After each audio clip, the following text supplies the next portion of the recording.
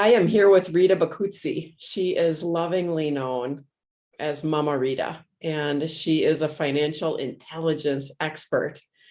Rita, it's such a pleasure to have you here.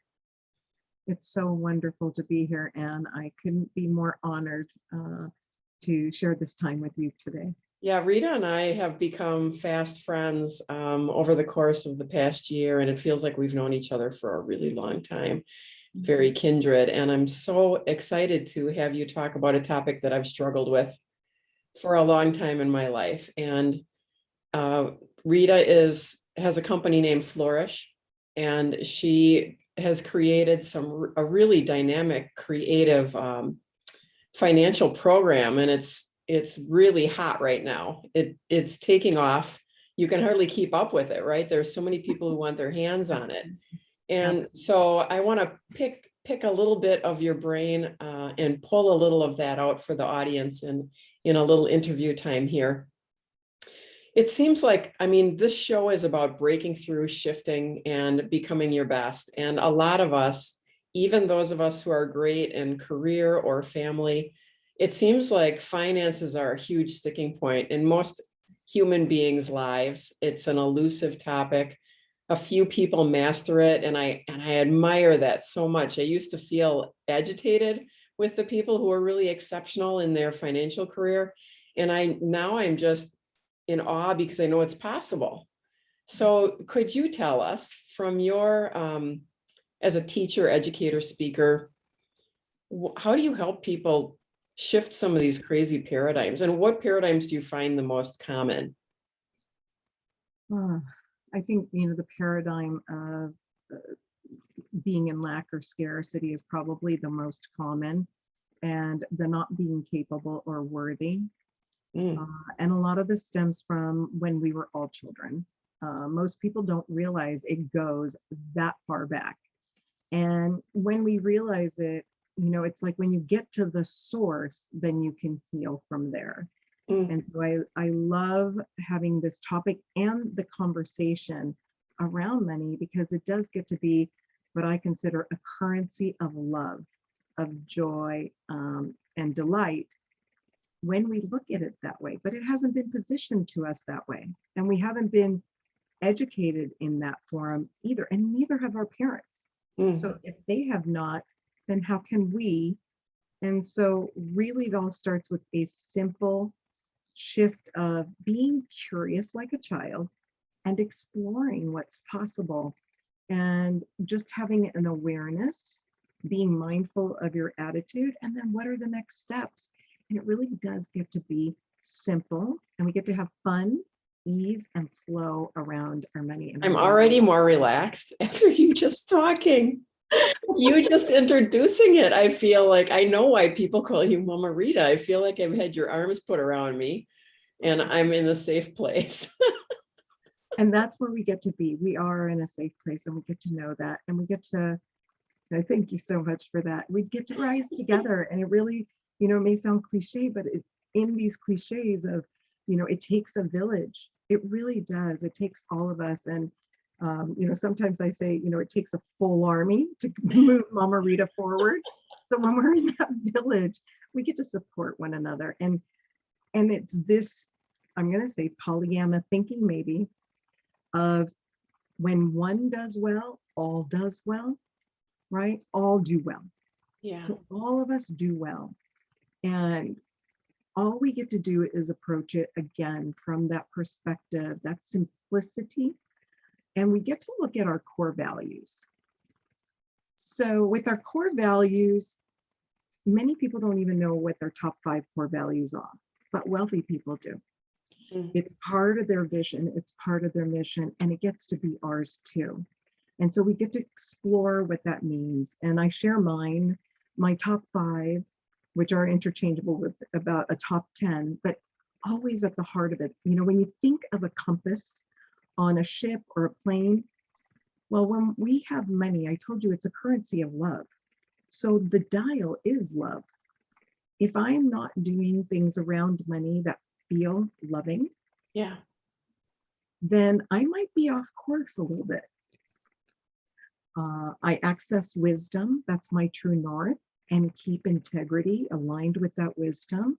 And then on my right-hand side, I have where, how do I show up and serve my community, my family, my friends? It's really important for me because, again, back to the one, when you help one, you help all. It's that ripple effect. And then on my left-hand side is my faith, right? My faith, hope. Hope is that fuel to that vision that you have and to getting you into your mission and be in alignment with everything that supports us in abundance. And I call the abundance wealth, and I spell wealth W-H-E-L. Wait, W-H-E-A-L-T-H. Because in all reality, if we aren't taking care of ourselves and we're not making room for that, you remove the health part of wealth that I just described, and you've got a W. And W just kind of stands for, oh my gosh, what now? Yeah. And in reality, it gets to be all encompassing in a holistic view of how we look at our money. And the values are a compass, because if we're not aligned with the people that we're talking to, it is a clear indicator that you might not be on the right path. So if you feel somebody's advising you and it feels not aligned with who you are, trust that intuition, trust that instinct. Maybe ask them what their core values are. If they don't know, that might be an indicator that they're not aligned. When Could they're I step yeah, in here?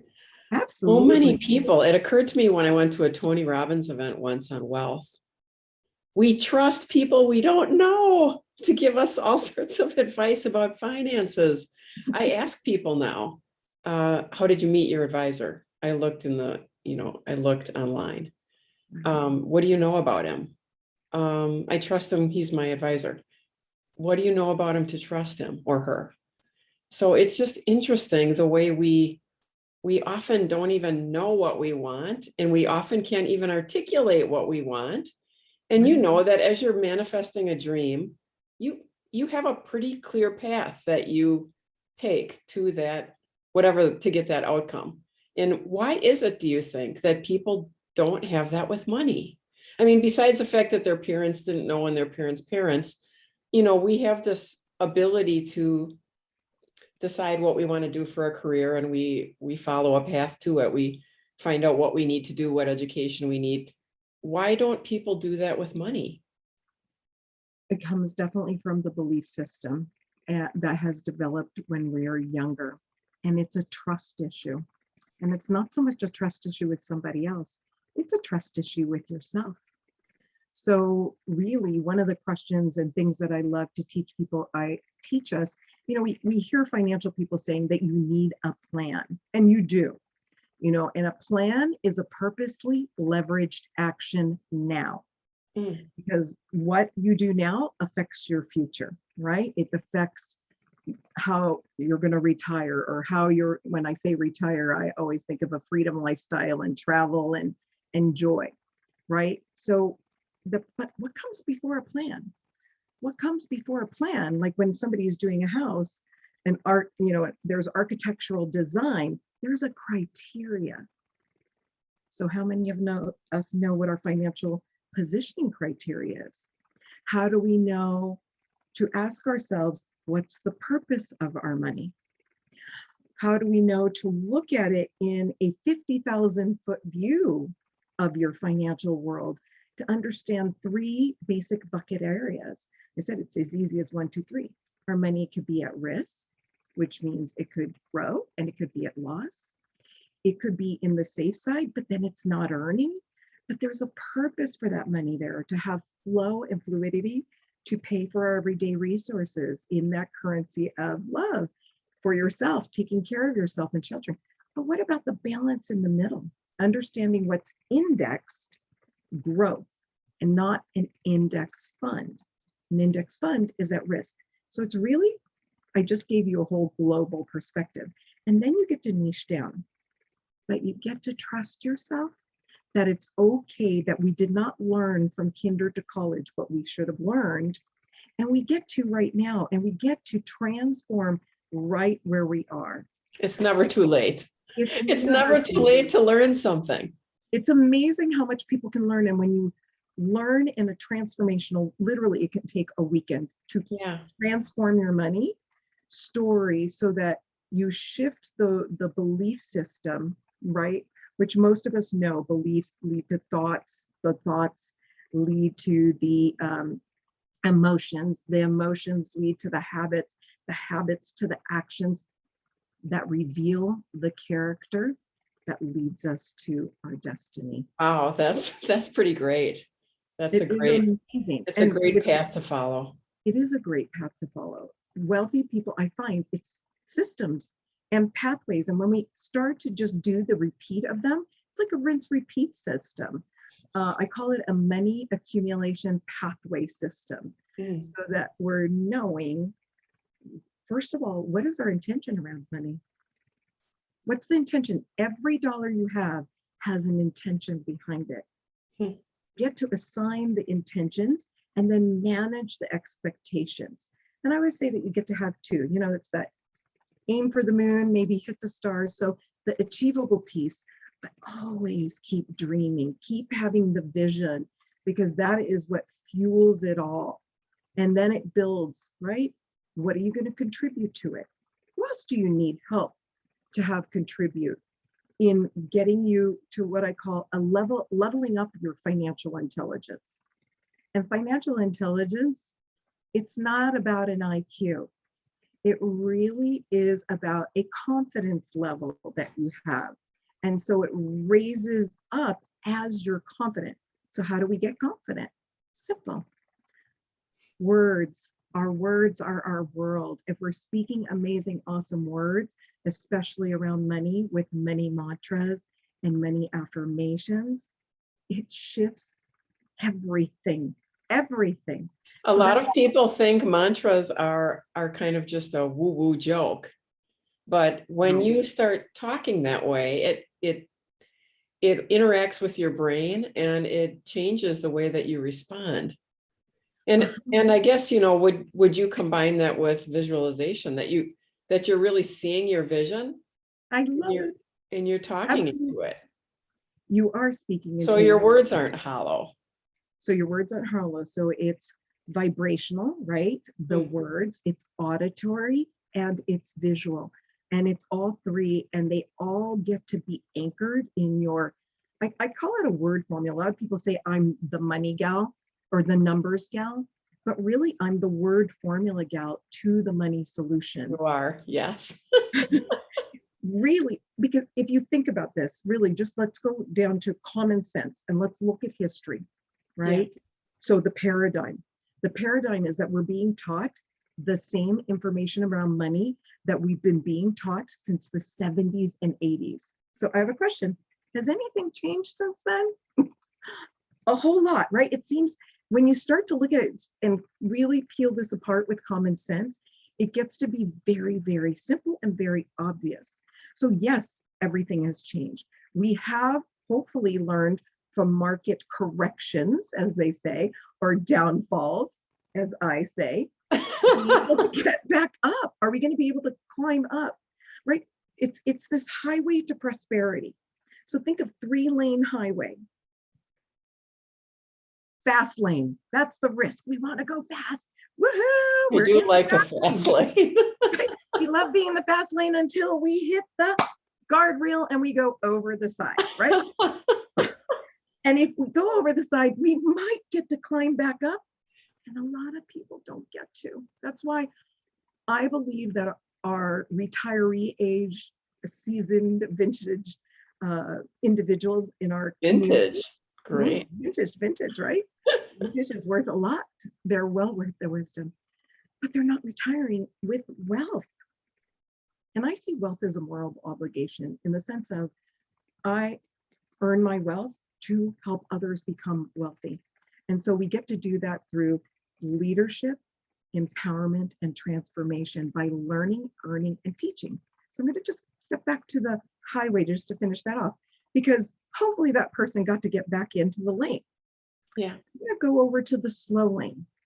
And the slow lane might be the accounts that we have that are in our savings or in our checking. Well, they're fixed. They're meant to go a certain speed, but they're not meant for retirement, because if you're doing that, you may never hit your exit, which is happening to a lot of people.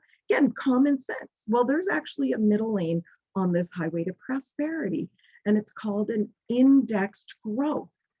Wealthy people know about this and have been practicing this for years. It's Yes. the same savings principles, it's the same protection principles, and we get to do it too, except for 90% of Americans haven't been taught, and even a lot of financial professionals do not know this aspect.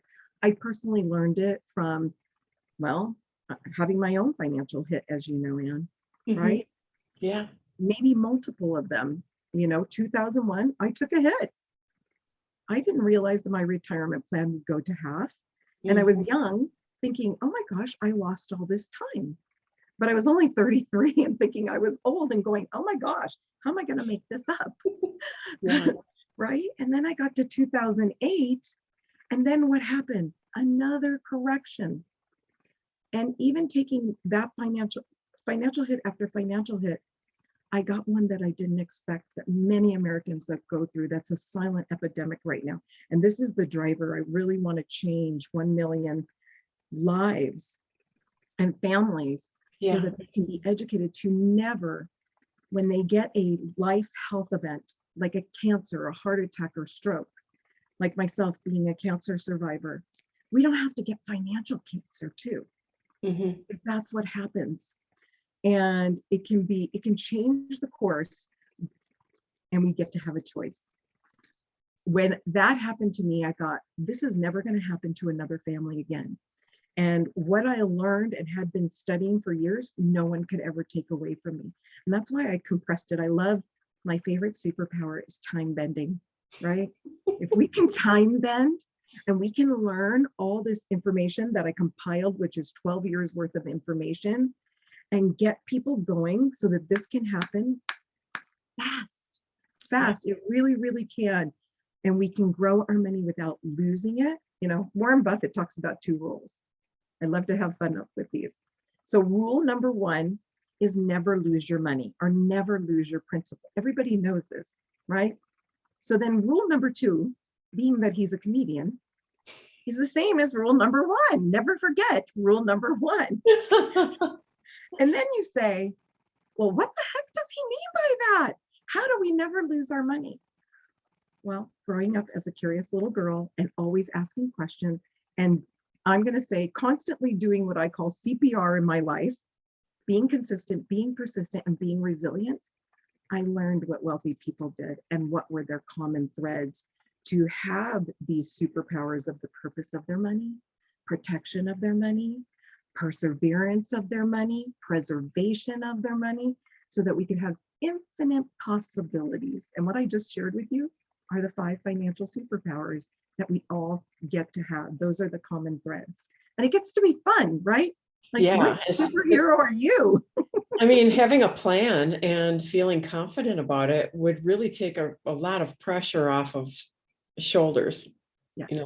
What would you suggest? Do you have any little strategy that we could squeeze into this part of the interview, the end of the interview, to help get somebody started on, let's say they have been doing really nothing other than putting money in typical places. How should they get started on making a shift?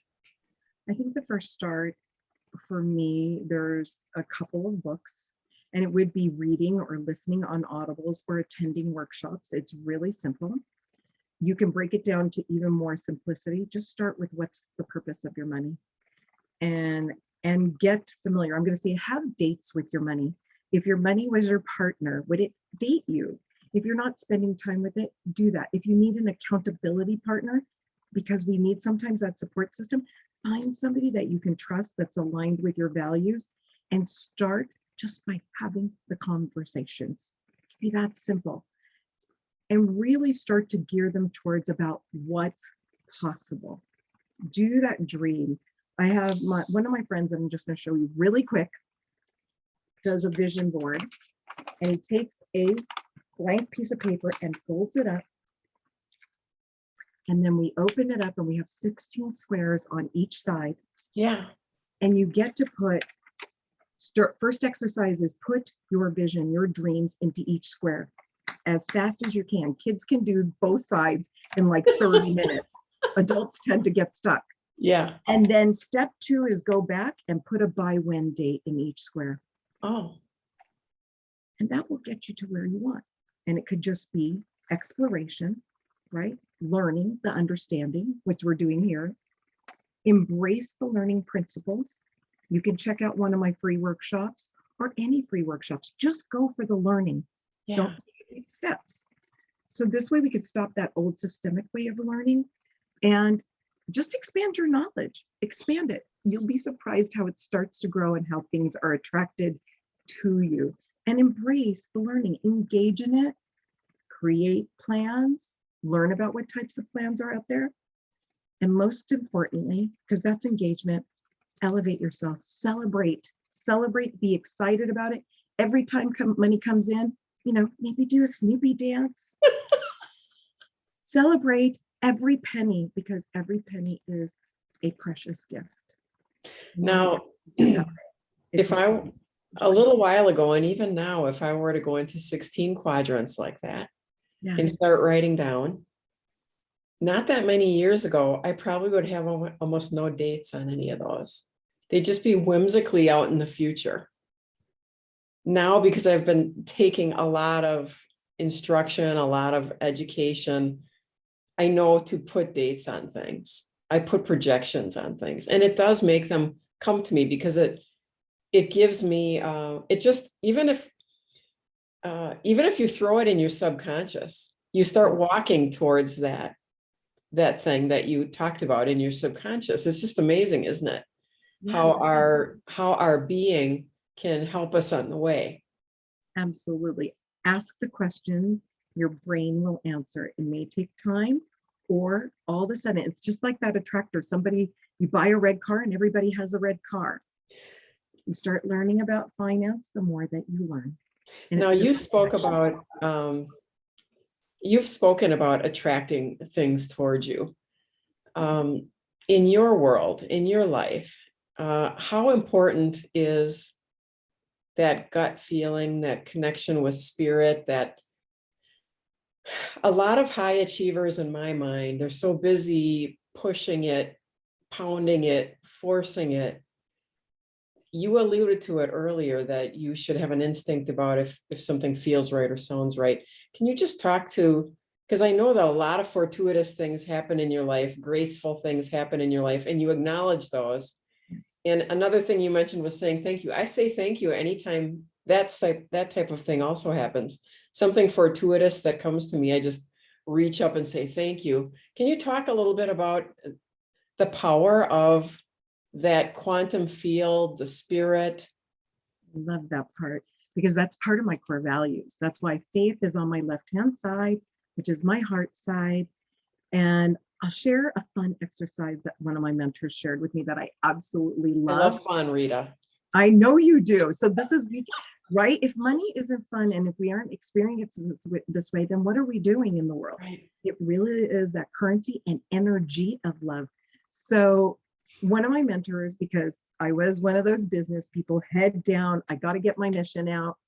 And what shifted was, Rita, I would like you to, when you go to events or go out, it's just like you to win every time, whether you believe it or not.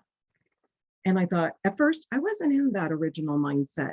So I thought, okay, I'm coachable. I'm going to listen. And I would go every place I went that would have a raffle, I'd participate, and I would win every time for a whole year. Yeah. I won like the first year. I'm just going to even talk about my first year because it was amazing because I was being consistent in it. And so you just decided when you go, you win. Yep. I even say to myself, it's just like me to win every time. It's just like me to win every time. I've been able to share this gift with people because I will hear people sitting next to me. They're like, oh, you're lucky you get to win every time because they've seen me win They jewelry. reinforce it for money. you. They reinforce it for me. And I'm like, I said, can you possibly believe for just 1 second of belief and say, it's just like me to win every time? And the times that I've done that with people, their names are the next one pulled. And so it is possible. I want everybody to go out and have fun. This is how we get to attract wealth. We get to have joy, fun, and confidence with ourselves. It is one of the most important things that we can do is to open up to the possibility of receiving. That's so interesting. Years ago, I started saying when someone around me would say, that's really great that happened to you. I go, that kind of stuff's happening all the time for me. Great stuff is always happening for you. Pretty soon people around me were saying, great stuff's always happening for you. And well, I'm going to tell you what's really funny is like recently I went away on a trip and my husband and family, so everybody around me experiences and sees it. And they also saw when it didn't happen. So for them, it's really big. And my husband now, or my kids, sometimes when I'm off and out, they're like, well, if you're going somewhere that you can win something, make sure you win something and bring it back. So that literally just happened last week. I went to a business trip, not thinking, I'm on a business trip. I wasn't thinking of winning. I didn't enter a raffle, but they happened to have a scavenger hunt that I got to be part of a team of.